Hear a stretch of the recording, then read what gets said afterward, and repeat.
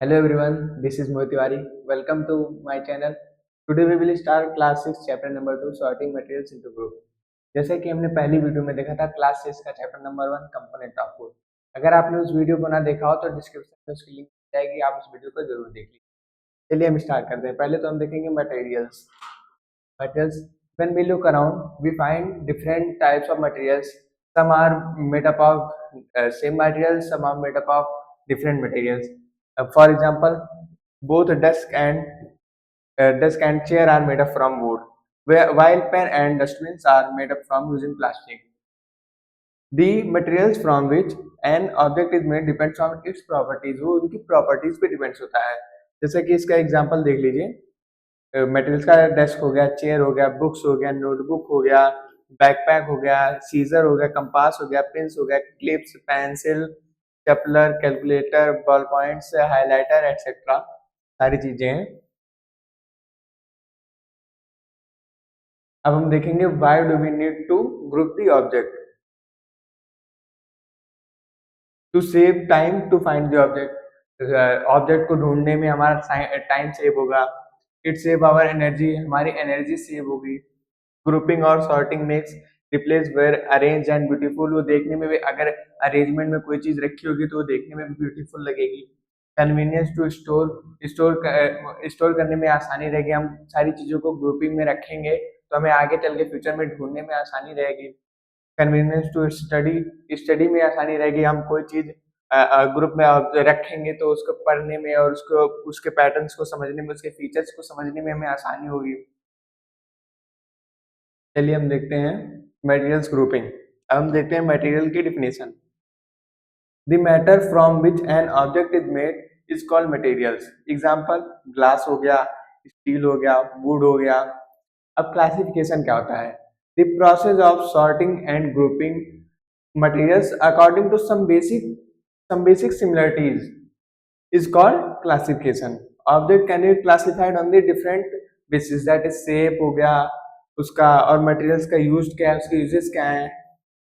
basis of grouping, materials can be grouped on the basis of similarities। वो similarities के basis पे group होते हैं और differences के basis पे उनके properties में क्या differences हैं इनके basis पे। different types of materials have different properties such as appearance हो गया, solubility हो गया, transparency हो गया, conductivity हो गया and behavior towards magnet हो गया। अब हम देखते हैं materials के क्या क्या प्रॉपर्टीज हैं। पहले इसके appearance, hardness, solubility, density, transparency. चलिए हम एक एक करके पांचों को पढ़ते हैं। पहले हम देखेंगे अपीयरेंस। अपीयरेंस जैसे कि materials can be classified on the basis of how they look, how to appear, मतलब वो कैसे दिखते हैं, उनकी रूप स्थिति उनकी क्या है। सब मटेरियल्स हैव लस्टर, कुछ मटेरियल्स लस्टर होते हैं, which is soft glue to them, while others are plain or dull. Materials that have such luster can usually be classified as metals. जो मटेरियल्स लस्टर होते हैं उनको मेटल्स कहते हैं। Example included gold हो गया, कॉपर हो गया, एल्यूमिनियम हो गया, आयरन हो गया। Usually a metal loses its luster after some time due to the action of some moisture and air on it.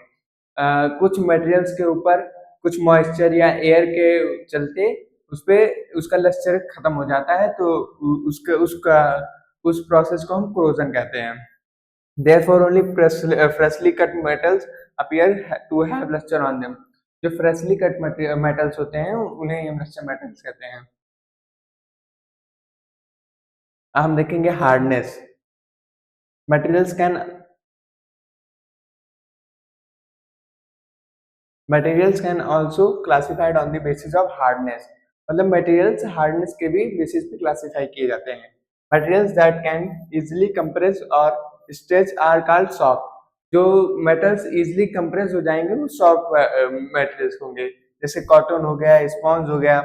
अब देखिए materials that can not be stretch and are difficult to compress, जो difficult हो compress करने में वो hard materials होते हैं। Example हो गया आयरन, वुड। अब जैसे देखिए मेटल हार्ड होता है, जैसे लोहे की सरिया हो गई। सरिया कितनी हार्ड होती है। हम देखेंगे सॉल्युबल और insoluble. Soluble materials that can be dissolve in water, जो भी मटेरियल्स वाटर में डिजॉल्व हो जाएंगे, फुली डिजॉल्व हो जाएंगे, उन्हें हम सॉल्युबल कहेंगे। और इनसॉल्युबल वो होते हैं जो वाटर में डिजॉल्व ना हो, जैसे कि शुगर, शुगर वाटर में फुली डिजॉल्व हो जाता है, वो शुगर सोल्यूशन हो जाता है।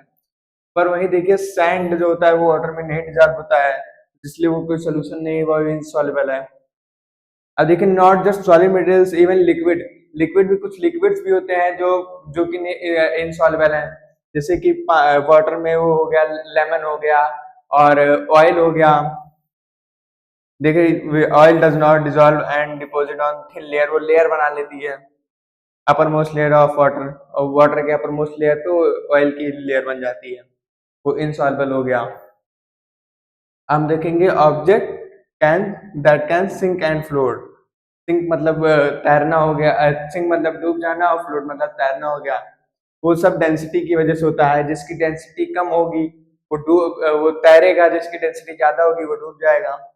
There are some insoluble materials which sink to the bottom of the surface when put in water while some others floats on water। कुछ सब मटेरियल्स होते हैं जो फ्लोट करते हैं, कुछ होते हैं जो सिंक कर जाते हैं। It is all because of density of substance, substance की डेंसिटी के पे ही वो डिपेंड होते हैं। Density is defined as mass percentage in per unit of volume of the substance. Understanding the concept, object with higher density than water will sink. जैसे किसी भी मटेरियल की, ऑब्जेक्ट की डेंसिटी ज्यादा होगी तो वो सिंक करेंगे, डूब जाएंगे। A coin is made of metal, density of metal is higher than water, that's why coin sinks in water. The object with lesser density than water will float on water. तो जैसे किसी object की density बहुत कम है तो वो float करेगा water पे, जैसे for example leaves and crows floats on water while rocks and coins sink in water। अब हम देखेंगे ट्रांसपेरेंसी, ट्रांसपेरेंसी का होता है ऑब्जेक्ट और materials which can be seen through are said to be transparent object. मतलब किसी भी, जैसे ग्लास हो गया या पॉलिथीन हो गया, उससे हम क्लियर आर पार देख सकते हैं, तो वो ट्रांसपेरेंट ऑब्जेक्ट हो गया। For example glass, clear water and some plastics can be seen through. Object and materials through which things can be seen out only partially are called translucent object। ऐसा object जिससे हम थोड़ा बहुत देख पाए, धुंधला धुंधला दिखे, जैसे कि हो गया butter paper and frosted glass, some examples of transparent object. अब object which can not be seen through are known as opaque object. कोई ऐसा ऑब्जेक्ट हो गया जिसके हम आर पार देख नहीं सकते, जिसे हाथ के आर पार नहीं देख सकते हैं, इस पेन के आर पार नहीं देख सकते हैं। देखिए इसमें मेटल्स हो गया, वुड हो गया एंड कार्डबोर्ड हो गया। अब हम देखेंगे ट्रांसपेरेंसी लाइट के बेसिस से। देखिए ऑब्जेक्ट और materials are transparent because the light rays can easily pass through them. Light rays इसमें इजिली पास हो जाती है, इसलिए ट्रांसपेरेंट होते हैं। जैसे glass, clear water and some plastic same example है। Object or materials are translucent because the light rays partly pass through them। Light relatively एकदम पास हो जाती है, इसलिए वो ट्रांसलूसेंट है। जैसे बटर पेपर हो गया, फ्रोस्टेड ग्लास हो गया। ऑब्जेक्ट और materials are opaque because the light rays cannot pass through them. Opaque object में लाइट पास नहीं करती है, इसलिए वो ऑब्टू मतलब उसमें धुंधला कुछ भी नहीं दिखेगा आर पार। इसी के चलते हमारी वीडियो खत्म होती है। Thank you.